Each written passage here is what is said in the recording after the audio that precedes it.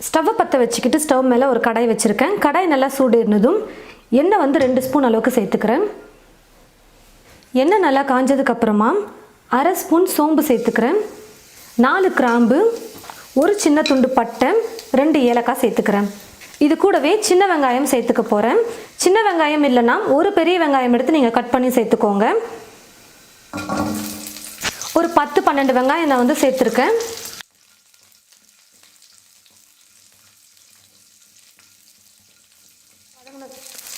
ஓரளவுக்கு வெங்காயம் வதங்கினதுக்கு அப்புறமா 2 தக்காளி பழம் சேர்த்துக்கிறேன்.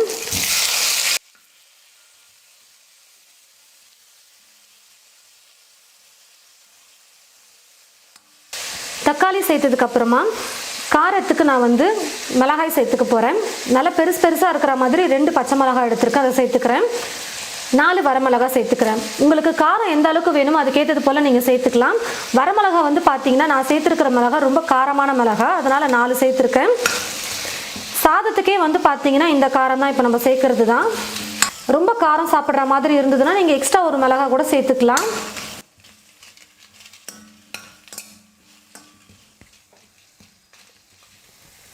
வெங்காயம் தக்காளி எல்லாம் ஓரளவுக்கு நல்லா வதங்கினதுக்கு அப்புறமா தேங்காய் வந்து கட் பண்ணி ஒரு கைப்பிடி அளவுக்கு எடுத்து வச்சுருக்கேன், அதை சேர்த்துக்கிறேன். ஒரு கைப்பிடி அளவுக்கு கொத்தமல்லி சேர்த்துக்கிறேன். ஒரு கைப்பிடிக்கும் கொஞ்சம் அதிகமாக வந்து நான் புதினா சேர்த்துக்க போகிறேன். இப்போ இது எல்லாத்தையும் சேர்த்து 1 நிமிஷத்துக்கு நல்லா வதக்குனா போதும்.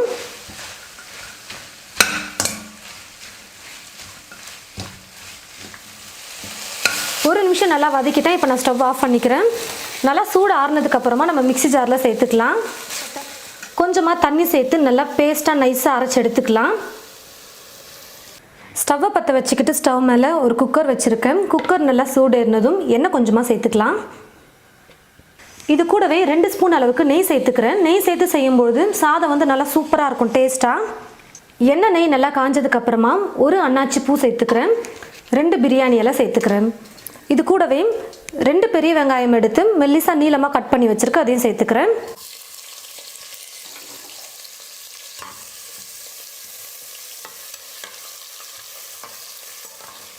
வெங்காயம் வந்து ஓரளவுக்கு இந்த மாதிரி கொஞ்சம் பொன்னிறமாக வர வரைக்கும் வதக்குனதுக்கப்புறமா இஞ்சி பூண்டு விழுது 2 ஸ்பூன் சேர்த்துக்கிறேன்.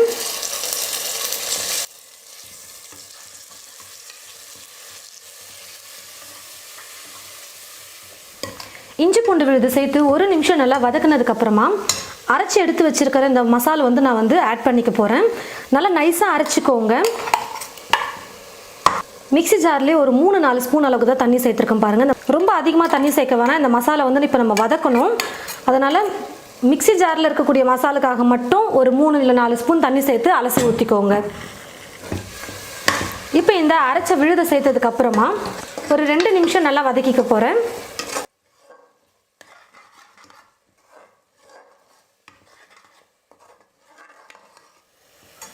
பாருங்கள் ஃப்ரெண்ட்ஸ், விழுது சேர்த்து 2 நிமிஷம் வந்து நல்லா வதக்கிக்கிட்டேன். இப்போ இது கூட மஞ்சள் தூள் ஒரு 1/4 ஸ்பூன் அளவுக்கு சேர்த்துக்கிறேன். தேவையான அளவுக்கு உப்பு சேர்த்துக்கிறேன். சாதத்துக்கும் சேர்த்து இப்போவே உப்பு சேர்த்துக்கலாம். பீன்ஸ் வந்து ஒரு 10-12 பீன்ஸ் எடுத்து கட் பண்ணி வாஷ் பண்ணி வச்சுருக்கேன், இப்போ இதை சேர்த்துக்கிறேன். ஒரு பெரிய கேரட் எடுத்து கட் பண்ணி வச்சுருக்கேன், இதையும் சேர்த்துடுறேன். உருளைக்கிழங்கு வந்து பார்த்தீங்கன்னா கொஞ்சம் பெரிய சைஸில் இருக்கிற உருளைக்கிழங்கு 1 எடுத்தேன். கொஞ்சம் மீடியம் சைஸில் இருந்தால் நீங்கள் 2 உருளைக்கிழங்கு எடுத்துக்கோங்க. உருளைக்கிழங்கு சமைக்கிற வரைக்குமே நீங்கள் வந்து தண்ணியிலே போட்டு வைங்க, அப்போ தான் கலர் வந்து மாறாமல் இருக்கும். நல்லா ஃப்ரெஷ்ஷாக இருக்கக்கூடிய பச்சை பட்டாணி வந்து கொஞ்சம் எடுத்துருக்கேன். ஒரு 2 கைப்பிடி அளவுக்கு எடுத்துக்கோங்க, கரெக்டாக இருக்கும். காஞ்ச பச்சை பட்டாணி தான் இருக்குது அப்படின்னா 8 மணி நேரம் பச்சை பட்டாணியை நல்லா ஊற வச்சுட்டு அதுக்கப்புறம் குக்கரில் ஒரு 2 விசில் விட்டு எடுத்துக்கிட்டு சமைக்கும் போது நீங்கள் சேர்த்துக்கிட்டிங்கன்னா அரிசியோடு சேர்ந்து வெந்து வரும்போது பச்சை பட்டாணியும் வந்து நல்லா வெந்து வந்திருக்கும். நான் வந்து இப்போது ஃப்ரெஷ்ஷான பச்சை பட்டாணி தான் சேர்த்துருக்கேன், அதனால் வேக வைக்காமலே சேர்த்துக்கிறேன். காயெல்லாம் சேர்த்ததுக்கப்புறமா குறைஞ்சது ஒரு 2-3 நிமிஷமாவது நல்லா நம்ம வதக்கணும்.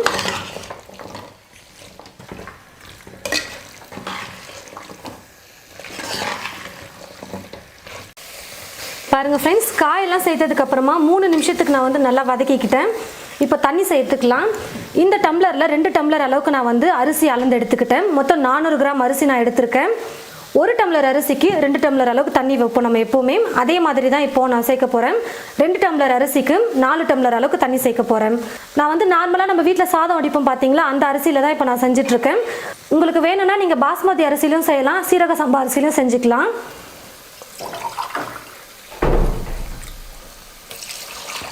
ரெண்டு டம்ளர் அரிசிக்கு 4 டம்ளர் தண்ணி சேர்த்துக்கிறேன்.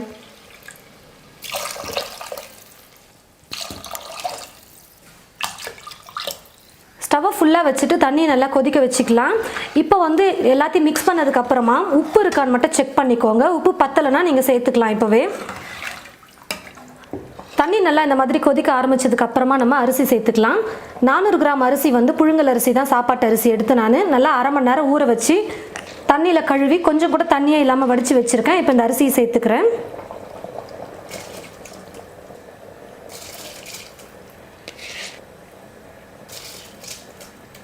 அரிசி சேர்த்துட்டு லைட்டாக கலந்து கொடுத்துட்டு நம்ம குக்கர் மூடி போட்டு முடிக்கலாம்.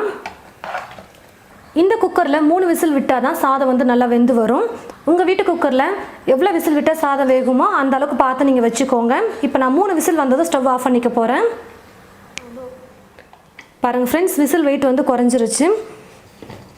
குக்கர் மூடி ஓப்பன் பண்ணிக்கலாம். நல்லா சூப்பராக வந்து சாதம் ரெடி ஆகிடுச்சு பாருங்கள்.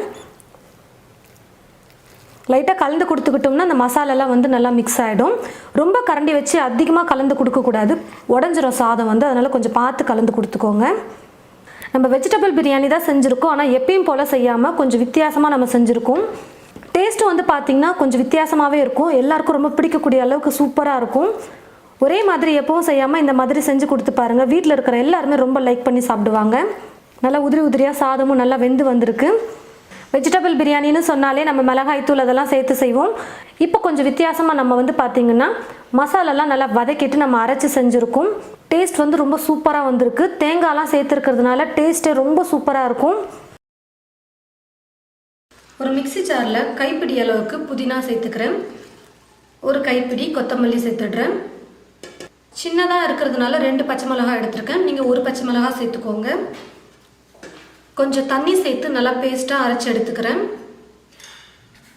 ஸ்டவ்வை பற்ற வச்சுட்டு ஸ்டவ் மேலே ஒரு குக்கர் வச்சுட்டு குக்கரில் எண்ணெய் சேர்த்துக்கிறேன். ஒரு ஏலக்காய், 2 லவங்கம், ஒரு சின்ன துண்டு பட்டை சேர்த்துக்கிறேன். ஒரு பிரியாணி இலை, இது கூடவே ஒரு பெரிய வெங்காயம் மெல்லிசாக நீளமாக கட் பண்ணி வச்சுருக்கேன், அதை சேர்த்துக்கிறேன்.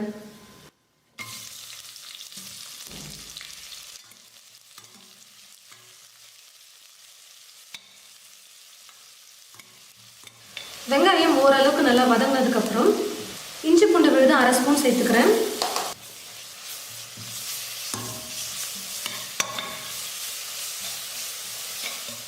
இஞ்சி பூண்டு விழுது சேர்த்து 1 நிமிஷம் நல்லா வதங்கினதுக்கப்புறம் ஒரு பெரிய தக்காளி பழம் எடுத்திருக்கேன், அதை சேர்த்துக்கிறேன்.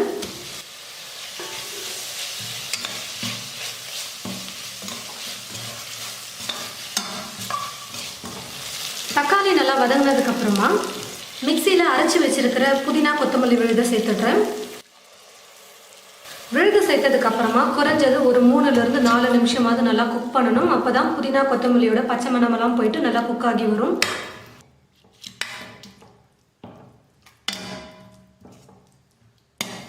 விழுது சேர்த்து நல்லா வதக்கினதுக்கப்புறமா பச்சை பட்டாணி எடுத்து வச்சுருக்கேன்.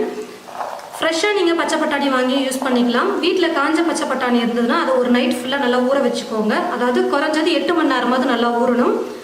நல்லா ஊறினதுக்கப்புறமா குக்கரில் வச்சு ஒரு 2 விசில் விட்டு எடுத்துக்கோங்க. இப்போ நான் பச்சை பட்டாணியை வேக வச்சு எடுத்து வச்சுருக்கேன். இப்போ இதில் சேர்த்துடுறேன். ஏற்கனவே காரத்துக்கு பச்சை மிளகாய் சேர்த்துருக்கேன். இப்போது தேவையான அளவுக்கு வெறும் மிளகாய் தூள் சேர்த்துக்கிறேன். நான் வந்து 1 ஸ்பூன் அளவுக்கு சேர்த்துருக்கேன். இப்போது கொஞ்சம் மஞ்சள் தூள், உப்பு தேவையான அளவுக்கு சேர்த்துக்கிறேன்.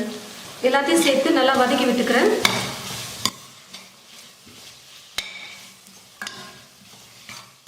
மசாலாலாம் சேர்த்து 1 நிமிஷம் நல்லா வதக்குனதுக்கப்புறமா தேங்காய் பால் சேர்த்து செஞ்சோம்னாலே சாப்பாடு ரொம்ப டேஸ்டியாக வரும். நான் இந்த டம்ளரில் 1 டம்ளர் அளவுக்கு பாஸ்மதி அரிசி எடுத்திருக்கேன். இப்போ இதுலேயே 2 டம்ளர் அளவுக்கு தேங்காய் பால் சேர்த்துக்க போகிறேன். 1 டம்ளர் நல்லா திக்கான தேங்காய் பால் ஆட் பண்ண போகிறேன். முதல்ல அரைச்சி எடுக்கிற தேங்காய் பால் வந்து நல்லா திக்காக இருக்கும். அதுக்கப்புறம் நம்ம 2வது டைம் தண்ணி ஊற்றி அரைக்கிறது கொஞ்சம் தண்ணியாக இருக்கும். அந்த தேங்காய் பால் தான் இது. இது கூடவே கொஞ்சம் தண்ணி சேர்த்து 2 டம்ளர் அளவுக்கு நான் சேர்த்துக்கிறேன். நீங்கள் 1 டம்ளர் தேங்காய் பால் 1 டம்ளர் தண்ணியும் சேர்த்துக்கலாம், இல்லை 2 டம்ளரும் இது போல் நீங்கள் அரைச்சும் சேர்த்துக்கலாம். 200 கிராம் பாஸ்மதி அரிசி இந்த டம்ளரில் 1 டம்ளர் வந்தது. நல்லா அரை மணி நேரம் ஊற வச்சு தண்ணி இல்லாமல் வடித்து எடுத்து வச்சுருக்கேன். இப்போ இந்த அரிசியை சேர்த்துடுறேன்.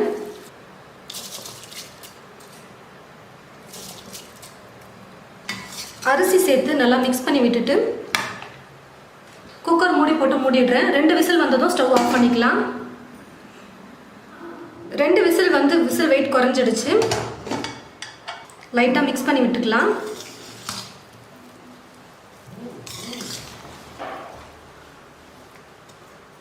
பாருங்கள் ஃப்ரெண்ட்ஸ், இது போல் நீங்களும் உங்களுடைய வீட்டில் பச்சை பட்டாணி தேங்காய் பாலெல்லாம் வச்சு சாப்பாடு செஞ்சு பாருங்கள். ரொம்பவே டேஸ்டியாக இருக்கும். முதல்ல அரிசியை ஊற வச்சு எடுத்துக்கலாம். சீரக சம்பா அரிசி 200 கிராம் எடுத்திருக்கேன். இந்த டம்ளரில் 1 டம்ளர் அளவுக்கு நான் அளந்து எடுத்திருக்கேன். அரிசி வந்து அரை மணி நேரம் நல்லா ஊறணும்.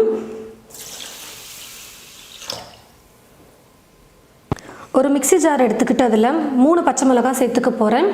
கொஞ்சம் சின்ன சின்னதாக இருக்கிறதுனால 3 பச்சை மிளகாய் எடுத்திருக்கேன். கொஞ்சம் பெருசாக இருந்தால் நீங்கள் 2 எடுத்துக்கோங்க போதும்.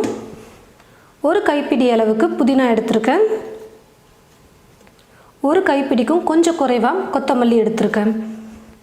இப்போ இந்த 3 பொருளையும் சேர்த்து கொஞ்சமாக தண்ணி சேர்த்து நல்லா அரைச்சி எடுத்துக்க போகிறேன். அரிசியை ஊற வச்சதுமே காளானில் வந்து மசாலாலாம் போட்டு நம்ம சேர்த்துக்கலாம். காளான் வந்து 200 கிராம் எடுத்து நல்லா சுத்தம் பண்ணி எடுத்து வச்சுருக்கேன். இந்த மாதிரி கொஞ்சம் சின்ன சின்னதாக கட் பண்ணிக்கோங்க. ஒரு பவுலில் சேர்த்துக்கிட்டு அரைச்சி எடுத்து வச்சுருக்கிற புதினா கொத்தமல்லி பச்சை மிளகாய் இந்த விழுதை சேர்த்துக்கிறேன். உப்பு வந்து கொஞ்சமாக சேர்த்துக்கிறேன்.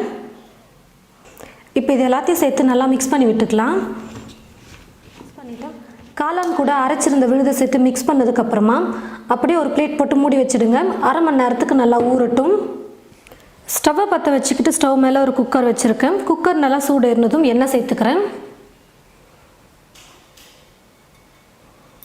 எண்ணெய் நல்லா சூடு ஏறினதுக்கப்புறமா 3 கிராம்பு 2 ஏலக்காய் 1 அன்னாச்சி பூ 1 சின்ன துண்டு பட்டை சேர்த்துக்கிறேன். ஒரு பிரியாணி இலை எடுத்து 2ஆக பிச்சு சேர்த்துக்கிறேன். 2 பெரிய வெங்காயம் எடுத்து நல்லா மெல்லிசாக நீளமாக கட் பண்ணி வச்சுருக்கேன். இப்போ வெங்காயத்தையும் சேர்த்துக்கிறேன்.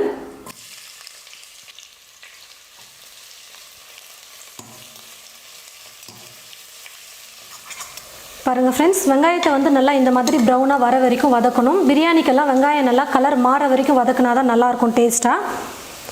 ஒரு பெரிய தக்காளி பழம் எடுத்து கட் பண்ணி வச்சுருக்க அதை சேர்த்துக்கிறேன். இது கூடவே 1.5 ஸ்பூன் அளவுக்கு இஞ்சி பூண்டு விழுது சேர்த்துக்கிறேன்.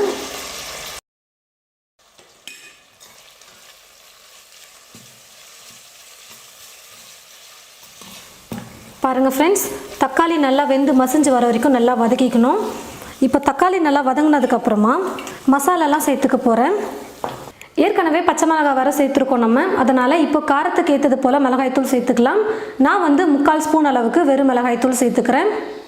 1/2 ஸ்பூன் கரம் மசாலா. இது வீட்லேயே அரைச்ச garam masala. Veg biryani veg rice இந்த மாதிரிலாம் செய்யறதுக்கு வந்து இந்த கரம் மசாலா போட்டு செய்யும்போது சூப்பராக இருக்கும். அதாவது பிரியாணி டேஸ்ட் கொடுக்கும் நமக்கு. கரம் மசாலா எப்படி அரைக்கணும்னு சொல்லிட்டு வீடியோ போட்டிருக்கோம். அந்த வீடியோவோட லிங்க்கை டிஸ்கிரிப்ஷன் பாக்ஸில் கொடுக்குறேன், போய் பாருங்கள். 1/4 ஸ்பூன் மஞ்சள் தூள் சேர்த்துக்கிறேன். இது எல்லாத்தையும் சேர்த்து மிக்ஸ் பண்ணி விட்டுக்கலாம். ஏற்கனவே 3 பச்சை மிளகாய் போட்டிருக்கிறதுனால காரம் வந்து நீங்கள் பார்த்து சேர்த்துக்கோங்க. மசால் சேர்த்து மிக்ஸ் பண்ணி விட்டதுக்கப்புறமா தயிர் 4 ஸ்பூன் அளவுக்கு சேர்த்துக்க போகிறேன்.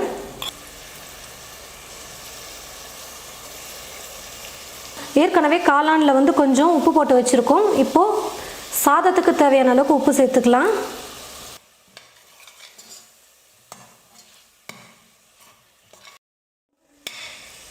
எல்லாத்தையும் சேர்த்ததுக்கப்புறமா ஸ்டவ்வை மீடியம் ஃப்ளேமில் வச்சுட்டு நல்லா மிக்ஸ் பண்ணி விட்டுட்டு இது கூடவே கலந்து வச்சுருக்கிற காளானை சேர்த்துக்க போகிறேன். ஸ்டவ்வை வந்து மீடியம் ஃப்ளேமில் வச்சுக்கிட்டு குறைஞ்சது ஒரு 4லேருந்து 5 நிமிஷமாவது நம்ம காளானில் மசாலாலாம் நல்லா பிடிக்கிற மாதிரி கொஞ்சம் நேரத்துக்கு வதக்கிக்கலாம்.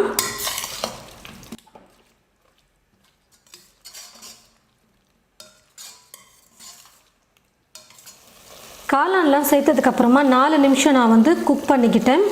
இப்போது அரிசி தண்ணி சேர்த்துக்கலாம். 200 கிராம் சீரக சம்பா அரிசியை வந்து அரை மணி நேரத்துக்கு தண்ணியில் நல்லா ஊற வச்சு எடுத்துக்கிட்டேன். ரொம்ப நேரம் அரிசியை ஊற வைக்கக்கூடாது, அரை மணி நேரம் ஊற வச்சா போதும். கொஞ்சம் கூட தண்ணியே இல்லாமல் வடித்து எடுத்து வச்சுருக்கேன். இப்போ இந்த அரிசியை சேர்த்துக்கிறேன். 200 கிராம் காளானுக்கு நான் 200 கிராம் அரிசி சேர்த்துருக்கேன். அரிசியை சேர்த்து லைட்டாக மிக்ஸ் பண்ணிக்கிட்டு தண்ணி சேர்த்துக்கலாம்.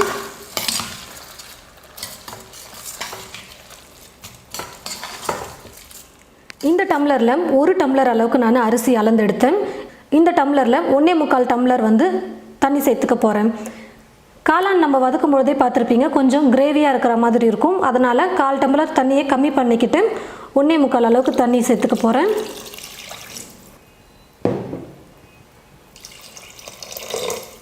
எல்லாத்தையும் சேர்த்துட்டு நல்லா மிக்ஸ் பண்ணி விட்டுக்கோங்க. உப்பு கரெக்டாக இருக்கா இல்லையான்னு மட்டும் செக் பண்ணிக்கோங்க. தண்ணி நல்லா கொதிக்கட்டும். தண்ணி நல்லா இந்த மாதிரி கொதிச்சதுக்கப்புறமா குக்கர் மூடி போட்டு மூடிக்கிறேன். இந்த குக்கரில் 2 விசில் விட்டால் சாதம் வந்து நல்லா வெந்து வந்துடும். உங்கள் வீட்டில் இருக்கக்கூடிய குக்கரில் எத்தனை விசில் விட்டால் சாதம் வெந்து வருமோ அத்தனை விசில் விட்டு எடுத்துக்கோங்க. நான் வந்து இப்போ 2 விசில் விட்டு எடுத்துக்க போகிறேன். பாருங்கள் ஃப்ரெண்ட்ஸ், இப்போ விசில் வெயிட் குறைஞ்சிருச்சு. இப்போ நான் ஓப்பன் பண்ணிக்கிறேன். பார்க்கவே எவ்வளோ சூப்பராக கலர்ஃபுல்லாக இருக்குது பாருங்கள். சாதம் உடையாத அளவுக்கு மசாலாலாம் சேர்த்து நல்லா மிக்ஸ் பண்ணிவிடுங்க. பாருங்கள் ஃப்ரெண்ட்ஸ், ரொம்ப சிம்பிளான மெத்தடில் நல்லா டேஸ்டியாக காளான் பிரியாணி நம்ம ரெடி பண்ணிட்டோம். ஸ்டவ்வை பற்ற வச்சுட்டு ஸ்டவ் மேலே ஒரு குக்கர் வச்சுருக்கேன். குக்கர் நல்லா சூடு ஏறினதுக்கப்புறமா 3 ஸ்பூன் அளவுக்கு எண்ணெய் சேர்த்துக்கிறேன். எண்ணெய் நல்லா சூடு ஏறினதும் 1/2 ஸ்பூன் சோம்பு, 1 ஏலக்காய், 1 சின்ன துண்டு பட்டை, 1 அன்னாச்சி பூ, 2 லவங்கம் சேர்த்துக்கிறேன். 1 பிரியாணி இலை 2ஆக பிச்சு சேர்த்துக்கிறேன். சோம்பு நல்லா பொரிஞ்சு வந்துருச்சு. 1 பச்சை மிளகாவை இந்த மாதிரி 2ஆக கீறி வச்சுருக்கேன், அதை சேர்த்துக்கிறேன். 2 பெரிய வெங்காயம் எடுத்து நல்லா மெல்லிசாக நீளமாக கட் பண்ணி வச்சுருக்கேன், அதையும் இப்போ சேர்த்துடுறேன்.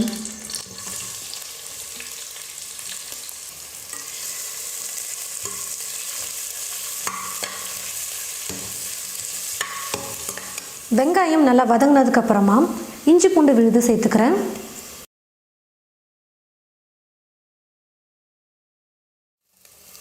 இஞ்சி பூண்டு விழுது சேர்த்து 1 நிமிஷம் நல்லா வதங்கினதுக்கப்புறமா தக்காளி விழுது சேர்த்துக்க போகிறேன். 4 தக்காளி பழம் எடுத்து மிக்சியில் போட்டு நல்லா விழுது அரைச்சி எடுத்து வச்சுருக்கேன். இப்போ இதை சேர்த்துக்கிறேன். சேர்த்துருக்கிற தக்காளியோட பச்சை மணம் நல்லா போகிற வரைக்கும் நல்லா குக் பண்ணிக்கணும். குறைஞ்சது ஒரு 3லேருந்து 4 நிமிஷமாவது குக் பண்ணணும்.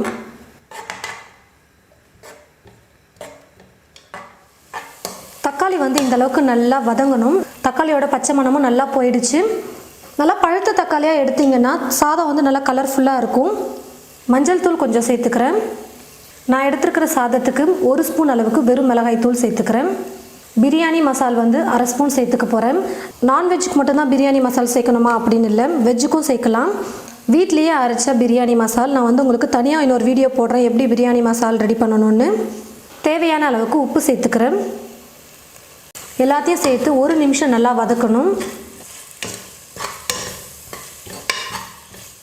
மசாலாலாம் சேர்த்து வதக்குனதுக்கப்புறமா 2 ஸ்பூன் தயிர் சேர்த்துக்க போகிறேன்.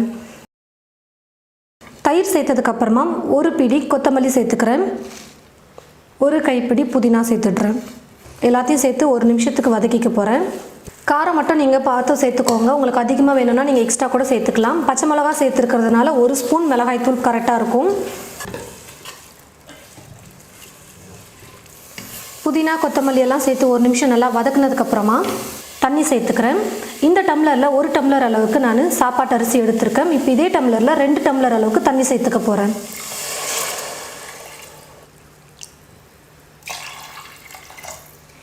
தண்ணி நல்லா கொதிக்கட்டும். தண்ணி நல்லா கொதிக்க ஆரம்பித்ததுக்கப்புறமா அரிசி சேர்த்துக்க போகிறேன். சாப்பாட்டு அரிசி வந்து 1 டம்ளர் எடுத்திருக்கேன். அளவு வந்து பார்த்திங்கன்னா 200 கிராம் அளவு இருக்கும். அரிசியை 1/2 மணி நேரம் ஊற வச்சுட்டு நல்லா கழுவி தண்ணி இல்லாமல் வடித்து வச்சுருக்கேன். இப்போ அதை சேர்த்துக்கிறேன். லைட்டாக கலந்து விட்டுட்டு குக்கர் மூடி போட்டு மூடிடுறேன். இந்த குக்கரில் 3 விசில் விட்டாதான் சாதம் வந்து நல்லா வெந்து வரும். இப்போ நான் 3 விசில் விட்டு எடுத்துக்க போகிறேன். 3 விசில் விட்டு குக்கர் வெயிட் குறைஞ்சிடுச்சு. குக்கர் மூடியை ஓப்பன் பண்ணிடுறேன். பாருங்கள் எவ்வளோ நல்லா கலர்ஃபுல்லாக வந்திருக்கு பாருங்கள் சாதம். தக்காளி வந்து நல்லா பழுத்த தக்காளியை யூஸ் பண்ணிங்கன்னா நல்லா கலராக இருக்கும் பார்க்க. ரொம்ப மிக்ஸ் பண்ணாமல் லைட்டாக மிக்ஸ் பண்ணி விட்டுக்கோங்க. சாதம் வந்து குழையக்கூடாது. ரொம்ப சிம்பிளான மெத்தடில் நம்ம தக்காளி சாதம் செஞ்சுட்டோம். இன்னும் நிறைய வித்தியாசமான முறைகளெல்லாம் நம்ம தக்காளி சாதம் செய்ய முடியும். இனி வர வீடியோஸில் ஒவ்வொன்றா நம்ம பார்க்கலாம். இது போல் ரொம்பவே சிம்பிளான மெத்தடில் நீங்களும் உங்களுடைய வீட்டில் தக்காளி சாதம் செஞ்சு பாருங்கள். ஹலோ ஃப்ரெண்ட்ஸ், இன்றைக்கி நம்ம வீடியோவில் புதினா சாதம் எப்படி செய்கிறதுன்னு பார்க்க போகிறோம். ரொம்பவே சீக்கிரமாக இன்ஸ்டண்ட்டாக செய்யக்கூடிய ஒரு ரெசிபி தான் இது. லஞ்ச் பாக்ஸுக்கு கொடுத்து அனுப்புறதுக்கு நல்ல ஒரு டேஸ்டியான ஒரு ரைஸ்.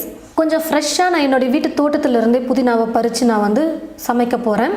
எங்கள் வீட்டுக்கு வெளியில் சின்னதாக ஒரு கொஞ்சம் இடத்துல மட்டும் செடி வச்சு நாங்கள் வளர்த்துட்ருக்கோம். அதில் பார்த்திங்கன்னா துளசி, செம்பருத்தி, கத்திரிக்காய் செடி இதெல்லாம் இருக்குது. கடையிலேருந்து புதினா கட்டு வாங்கிட்டு வந்துட்டு அந்த இலை எல்லாத்தையும் பறித்து வச்சுட்டு மீதி இருக்கிற அந்த தண்டை நாங்கள் மண்ணில் புதைச்சி வச்சுடுவோம்.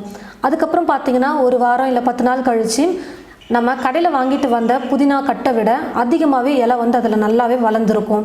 அதுவும் நல்லா ஃப்ரெஷ்ஷாக நம்ம வீட்டில் நம்ம கண்ணு முன்னாடியே வளரும் பொழுது நமக்கு ரொம்பவே ஹாப்பியாக இருக்கும். அதை எடுத்து சமைச்சு சாப்பிடும் பொழுது எவ்வளோ ஃப்ரெஷ்ஷாக புதினா இலைகள் எவ்வளோ நல்லா இருக்குது பாருங்கள். நீங்கள் இதை கிள்ளிட்டு அப்படியே விட்டுட்டிங்கன்னா போதும், திரும்ப அதிலேருந்து சைடில் ஒரு கிளை முளைச்சி திரும்ப புதினா இலைகள் வரும். இன்னொரு வீடியோவில் நம்ம இந்த மாதிரி கடையில் வாங்கிட்டு புதினா கட்டிலேருந்து புதினாவை பறிச்சுட்டு தண்டை மண்ணில் புதைச்சி வச்சுட்டு எப்படி வளருது, எவ்வளோ நாள் வளருது அப்படின்னு சொல்லிட்டு நான் உங்களுக்கு ஃபுல்லாக ஒரு வீடியோவே எடுத்து நான் உங்களுக்கு அப்லோட் பண்ணுறேன். அது உங்களுக்கு ரொம்பவே யூஸ்ஃபுல்லாக இருக்கும்னு நினைக்கிறேன். இப்போ நான் இலைகளை கிள்ளி தான் எடுக்கிறேன். திரும்ப அதிலேருந்து சைடில் ஒரு கிளை மாதிரி திரும்ப இலைகள் வரும்.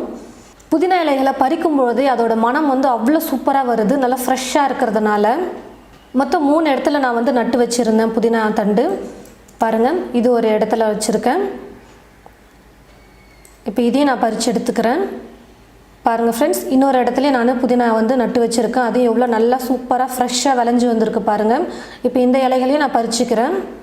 வீட்டு தோட்டத்தில் ஆல்ரெடி நம்ம வாங்கிட்டு வந்த புதினா கட்டை வச்சு திரும்பவும் நம்ம மண்ணில் நட்டு வளர்ந்துருக்கிற புதினா இலைகளை பாருங்கள், எவ்வளோ நல்லா ஃப்ரெஷ்ஷாக சூப்பராக வந்திருக்கு பாருங்கள்.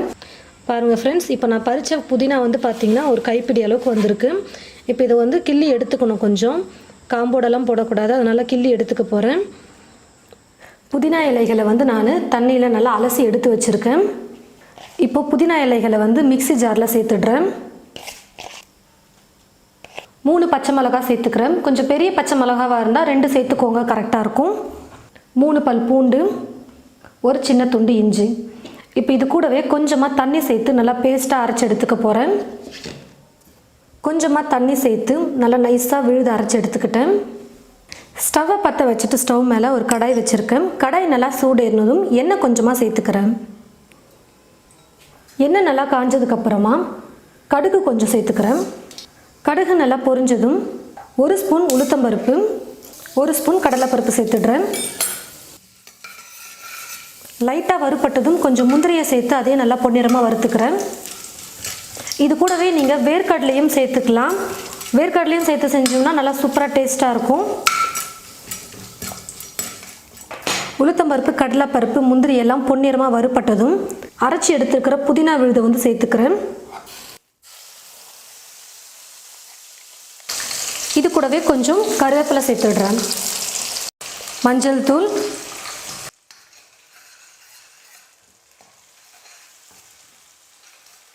ஸ்டவ்வை மீடியம் ஃப்ளேமில் வச்சுட்டு குறைஞ்சது ஒரு 4லேருந்து 5 நிமிஷமாவது நம்ம குக் பண்ணணும். அப்போ தான் புதினாவுடைய பச்சை மணமெல்லாம் நல்லா போகும்.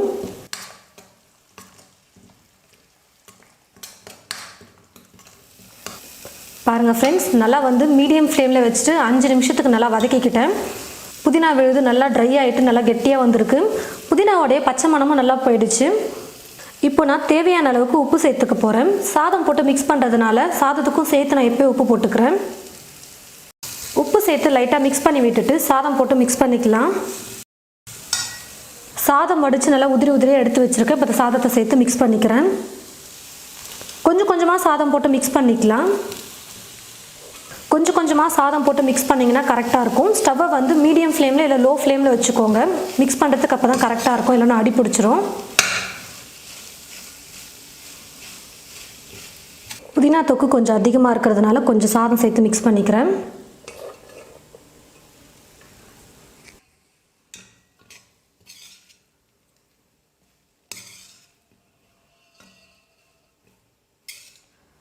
பாருங்கள் ஃப்ரெண்ட்ஸ், சாதம் போட்டு நல்லா மிக்ஸ் பண்ணிக்கிட்டேன். இப்போ நான் ஸ்டவ் ஆஃப் பண்ணிடுறேன். நல்லா சூப்பராக கலர்ஃபுல்லாக எவ்வளோ நல்லா வந்திருக்கு பாருங்கள். ரொம்பவே ஈஸி. காலையில் டைமில் நம்ம லஞ்சுக்கு என்ன ரைஸ் செய்யறது அப்படின்னு சொல்லிட்டு யோசிக்காம டக்குன்னு ஒரு 10-15 நிமிஷத்துலேயே மதியத்துக்கு லஞ்ச் வந்து கிட்ஸுக்கோ இல்லை உங்கள் வீட்டில் இருக்கிற பெரியவங்களுக்கோ செஞ்சு கொடுக்கறதுக்கு ரொம்பவே ஈஸியாக இருக்கும். இன்ஸ்டண்ட்டாக செய்யக்கூடிய ரெசிபி தான் இது. ஆனால் டேஸ்ட் வந்து பார்த்தீங்கன்னா ரொம்பவே சூப்பராக இருக்கும். இது போல் நீங்களும் உங்களுடைய வீட்டில் ட்ரை பண்ணி பாருங்கள். ட்ரை பண்ணி பார்த்துட்டு எப்படி இருக்குன்னு மறக்காமல் கமெண்ட் பாக்ஸில் வந்து கமெண்ட் பண்ணுங்கள். இந்த புதினா சாதம் உங்களுக்கு பிடிச்சிருந்தா மற்றவங்களுக்கும் ஷேர் பண்ணுங்கள். இது போல் நிறைய ரெசிபிஸ் பார்க்க இந்த சேனலை மறக்காமல் சப்ஸ்கிரைப் பண்ணி வச்சுடுங்க. கூடவே பக்கத்தில் இருக்கிற பெல் ஐக்கானை கிளிக் பண்ணிக்கோங்க. தேங்க்யூ.